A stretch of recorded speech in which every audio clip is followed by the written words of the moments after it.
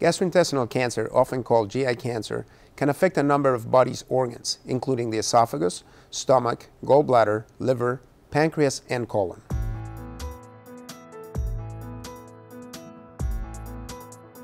The symptoms of GI cancer vary according to the organ that is affected. Difficulty swallowing or dysphagia, unexplained persistent abdominal pain, unexplained weight loss, unexplained anemia, or evidence of gastrointestinal bleeding should be signs that require medical attention.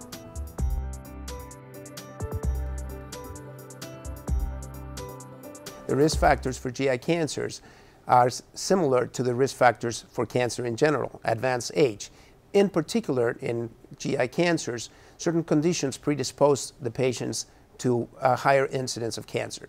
These conditions are, for example, colon polyps or colon cancer in the family or the individual, a history of inflammatory bowel disease such as ulcerative colitis or Crohn's disease, history of hepatitis B or C which has been untreated, and a history of a condition called Barrett's esophagus, which occurs in patients that have chronic reflux disease.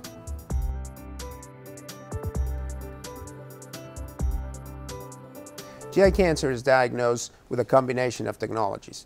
Probably the most important one would be endoscopic technologies, where we use cameras that are introduced through the mouth or through the rectum to examine the interior of the intestine or the stomach.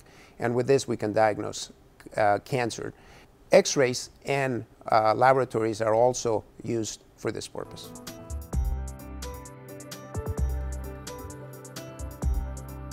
The treatments for GI cancers in general include the same treatments as other cancers, with surgery, radiation therapy, chemotherapy, depending on the stage of the disease and the organ that is affected.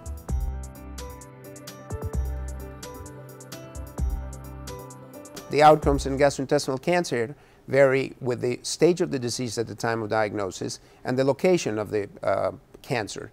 There are some gastrointestinal cancers with very poor prognosis, for example, pancreatic cancer, and there are others where we have made dramatic improvements like colorectal cancer.